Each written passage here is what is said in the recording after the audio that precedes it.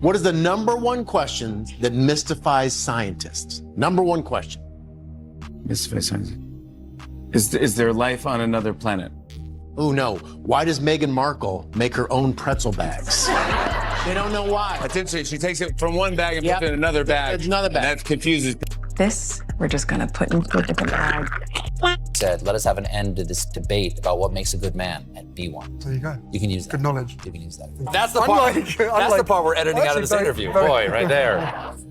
All right. Very unlike similar what? to this experience. Unlike what? That's right. You carry on. You were doing great. You were doing. No, you're doing great.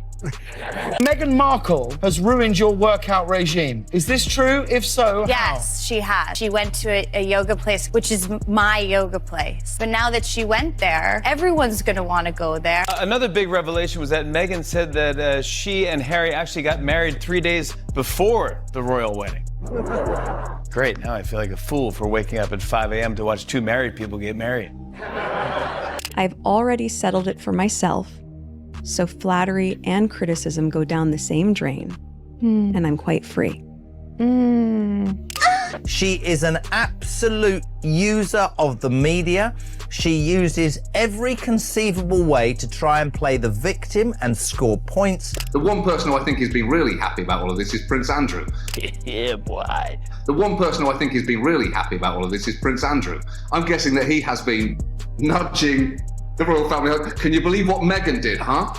Can you believe it? Harry says, how do you explain to someone who's just started dating that they have to curtsy to your own grandmother? How do you explain that you bow to your grandmother and that you will need to curtsy, especially to an American? Like, that's weird. Maybe just tell her that your grandmother is the f***ing queen and you're in the royal family. Turns out Prince Harry and Meghan Markle will still get paid millions of dollars for doing absolutely nothing. No more following Granny's rules. You sure about that? If I want to play polo in my living room, who's gonna stop me?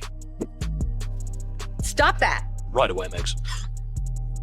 Once at a gig, the back was Harry and William, Madonna and Paul McCartney. Not one of them paid. Trade deal with the UK that will reopen British markets for American companies. All that Britain demands in return is that we keep... Hold your breath. The lights snap on, the band hits one note, and Fallon does not warm up. He launches. He jokes about a blind date, but the real punch is coming. Meghan says she will wear a blue shirt. Harry says he will be Prince Harry. Easy line, huge laugh. Why did it crush so hard? Because everyone knows the role before the reveal. Fallon stacks the jokes like dominoes, then lets them fall in rhythm. If Meghan thought Netflix walking away was the sting, wait for this twist. The monologue turns her brand into a shareable clip storm, and there is more coming. This is only his first pass. Later in the press conference, a reporter asked Trump about Meghan Markle, and this is what he had to say about her.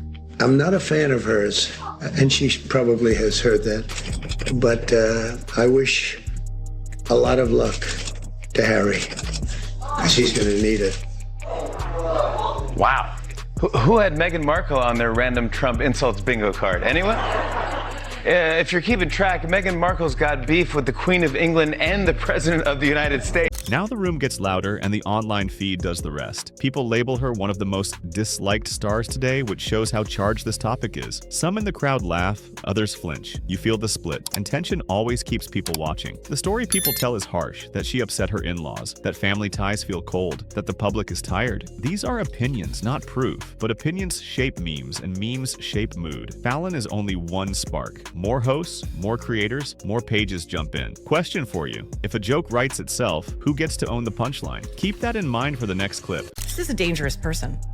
I don't like her. That's what everybody says. Yeah. Everybody who works for her quits.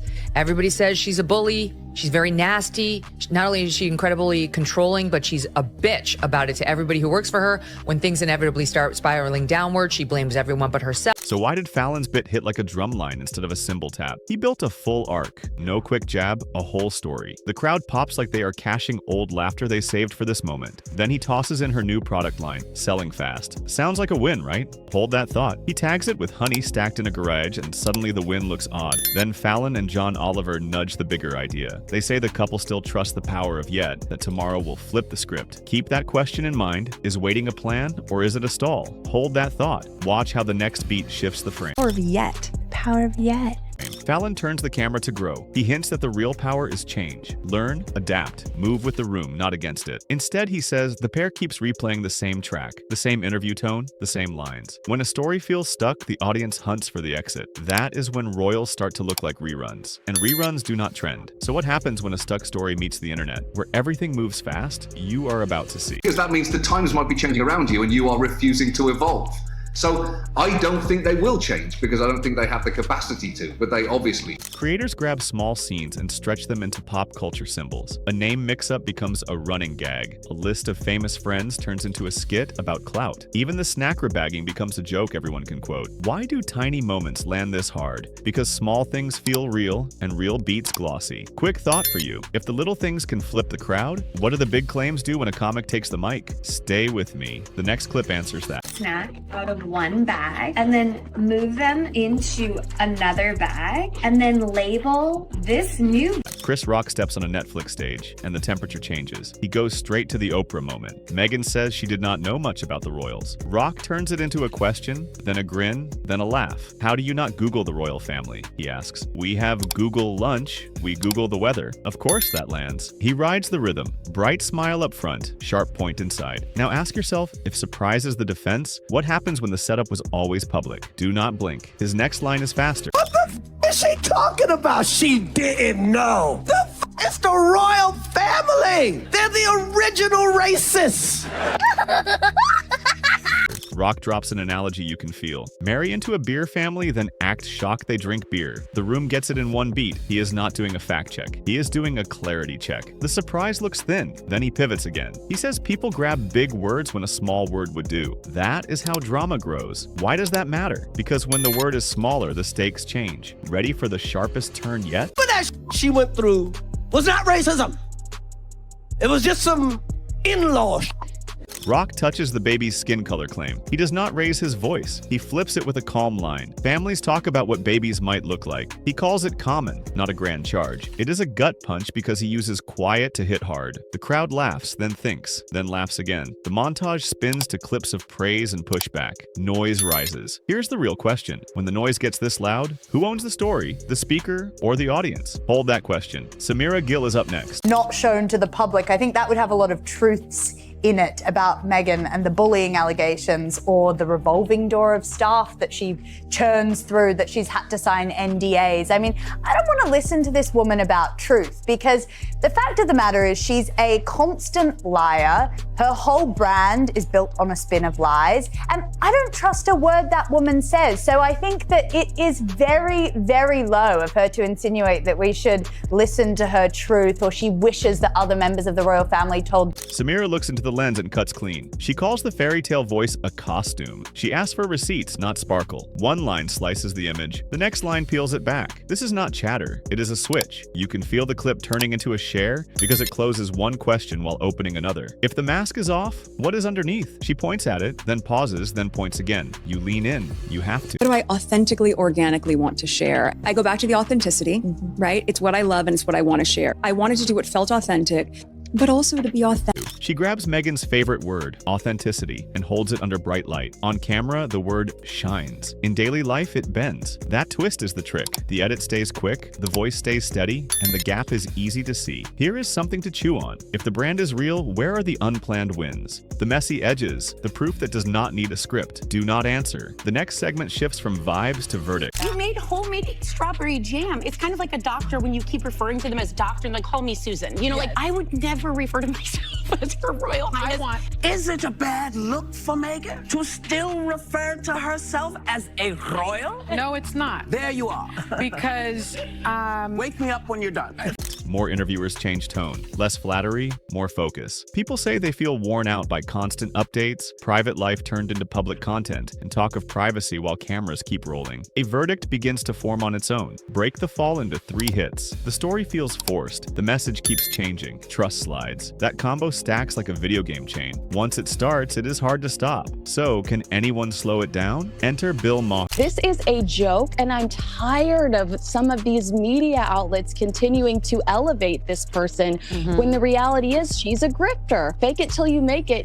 We don't accept that anymore. We want authenticity. Maher is not fishing for claps. He brings cold water. He lays out the gap between hardship talk and obvious privilege. The joke is wrapped around a core that stings. Then Kinsey Schofield adds a sharper edge. She points to the image on top and the weak results under it. Big promise, light delivery. That is the theme. Keep this in mind. When a public pitch misses too many deadlines, what does the crowd do next? Right? They stop buying. Markle, the only thing she found was a rich, famous husband. If that's what constitutes being a founder, then sure, Meghan Markle's a founder. She found a mansion in Montecito to live in. She found a sit-down interview with Oprah to bash and shank her in-laws and accuse them of racism. But founding, putting your name on some cheap jellies, jams, and dog biscuits, I don't know, sounds like a fall from... Schofield says the royal door was a rare door. With that access, most would build long-term projects and earn quite a respect. Instead, she says, they burned goodwill. That feels unfair to people who never see doors like that. Then Megyn Kelly chimes in with her take, saying the shine comes from the very title they left. Those are opinions, not proven facts, but opinions can shift a room. A warning here. Dark rumors swirl online. We are not touching unverified claims because truth matters. And now, satire turns the heat up again. Listen, I brought Meghan Markle, whatever her name is, to my Deal or No Deal celebrity golf tournament. She was one of my Deal or No Deal girls that were, she was a caddy for all of my You know, Megyn, how are you? And are you okay? That's so kind. I am. I'm better than okay.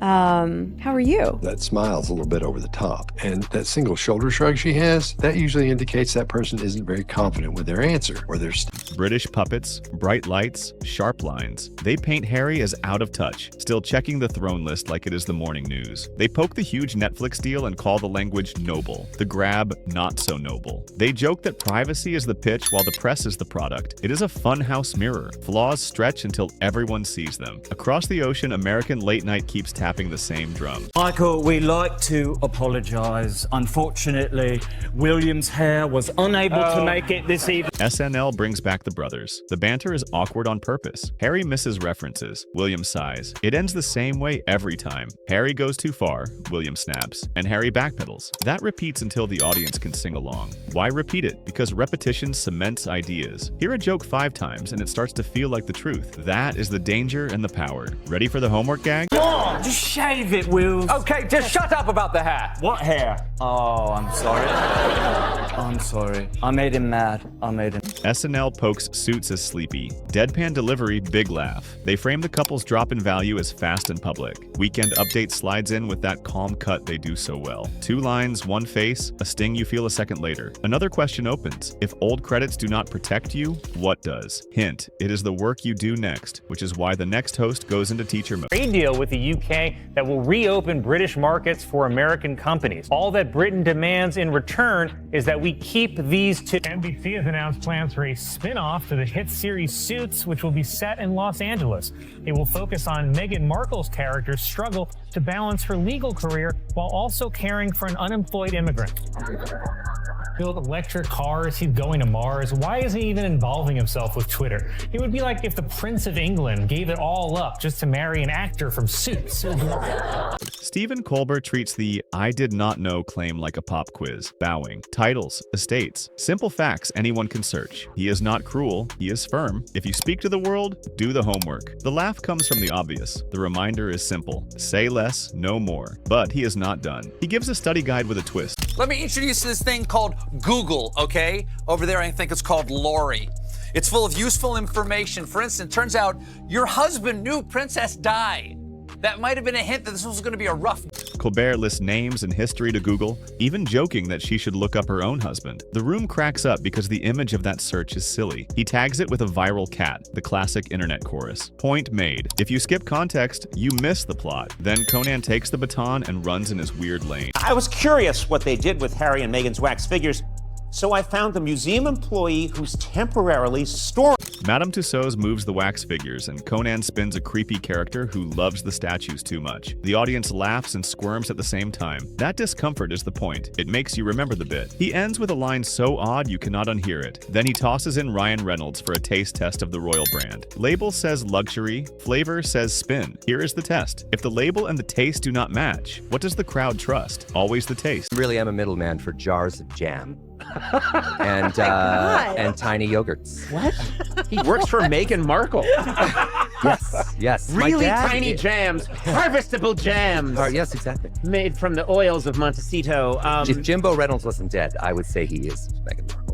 Stand-up comics go further because they do not have sponsors breathing down their necks. Simon Brodkin says the doc pushed him from neutral to nope. He thought hearing their side would help. It did the opposite. He points to the tiny tries at being cool, the nicknames, the slow motion shots, the brand polish on real life. It feels too arranged. When the Polish beats the heart, the audience feels it, even if they cannot explain why. Interesting points about racism and misogyny. Then they start calling each other H&M, and I just thought, oh, dude.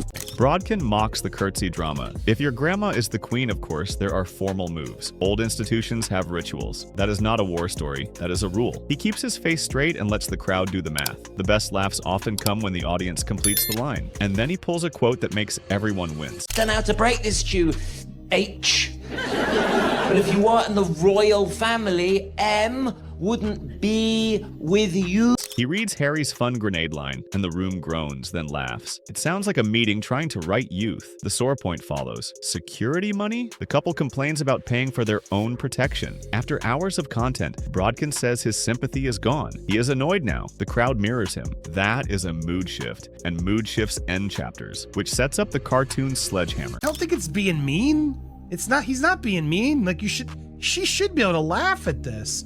But given how we saw her reaction to South Park, I don't know how she's going to be able to do that. Now, this. So let me start with you, sir. You've lived a life with the royal family. You've had everything handed to you, but you say your life has been hard, and now you've written all about it in your new book, When. South Park launches the Worldwide Privacy Tour. They shout for privacy on a private jet while waving signs. The interviewer asks if the Duchess wants privacy at all since she stays in the spotlight. The prince repeats the same words, which makes it funnier. Then they move to a quiet town and still want attention. That is the joke, and it lands. Other cartoons throw quick shots about sponsored posts and easy money. The sting is not the animation, it is the echo. When a cartoon version starts to feel true, the real image is in trouble. Then Sharon Osbourne sits with Piers Morgan and unloads her view. Agree or not, you see why her take keeps the spotlight hot. They act, everything has been, abused by the public, by the press, by the royal family. So much in love. Move on. Get a life. Move on. And they just can't seem to, because their living is by telling their truth on the royal family. That's how they make them. Maher returns with a verdict, cool and clean. He says the pitch tries to have it both ways. Leave the title, keep the perks. Ask for privacy, do more shows, ask for empathy, sell the pain. Strip the story to the frame, and the frame looks bent. He is not angry, he is certain. That is why it sticks. Quick check. If the frame is bent, can you fix it with more paint, or do you need new wood? You know the answer. They're ridiculous after that. They want it both ways. You can't be, these people were so mean to us, poor us, and we don't want all this attention, and then let me write a book about how much we don't want. Oh my gosh, look at all these photos about last night. ... Thank you, Beyonce and team, for an amazing concert and a very fun date night. All love. Girl, she didn't invite you to the concert. She wants all of the privileges that go along with an identity, but she doesn't want any of the responsibility. She doesn't want to do any of the work. She wants the tiara. She doesn't want the public service. He holds up Queen Elizabeth as the counterpoint. Fewer words, fewer complaints. Duty first. He quotes the old rule. Never complain, never explain. Speak rarely. He is not saying silence solves everything. He is saying contrast reveals everything. Put noisy pain next to quiet service and the scale tips fast. That is the lesson, and it is heavy. Complaining about your hard life, and you're so privileged. It's just so weird. It's ridiculous.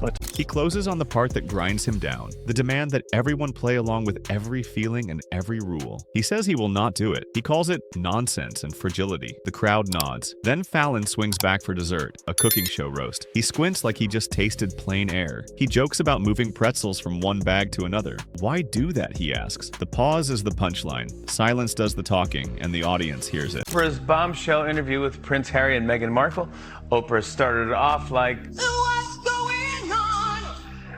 Then Meghan cut right to the chase. She was like, "We'll never be royal." So she and Harry packed their bags and told the royal family, bye, bye, bye.